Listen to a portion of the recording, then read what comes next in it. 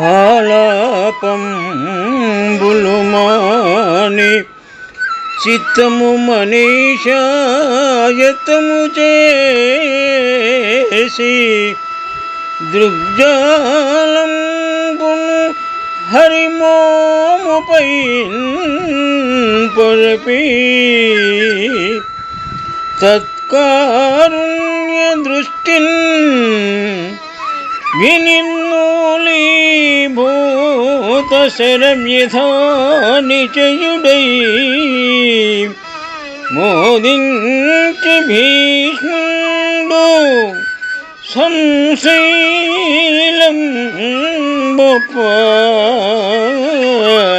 నుతించెన్ కల్మష గజ శ్రేణి హరిన్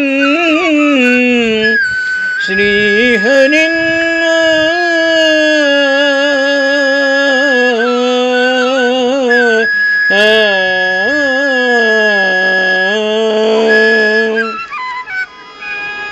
పోతన మహాభాగవతం ప్రథమ స్కంధము నుండి ఈ పద్యము గ్రహింపబడినది.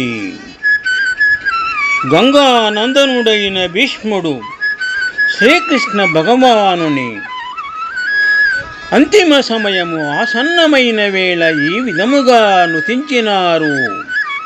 భీష్ముడు తాము కోరుకున్నప్పుడు మరణించే వరముగల యోగీశ్వరులు వాంఛించే ఉత్తరాయణ పుణ్యకాలము వచ్చిందని తెలుసుకొని అది తాను తనువు చాలించడానికి అనుకూలమైన సమయమని నిశ్చయించుకొని ఈ విధముగా ప్రార్థించినారు. పద్యభావము.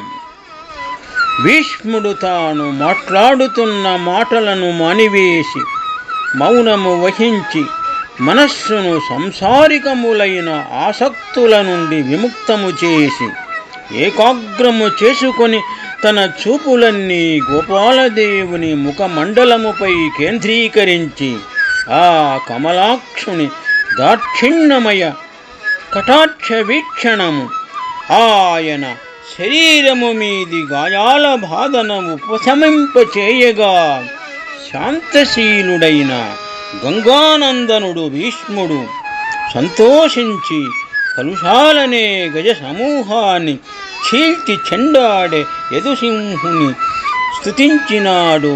శుభం.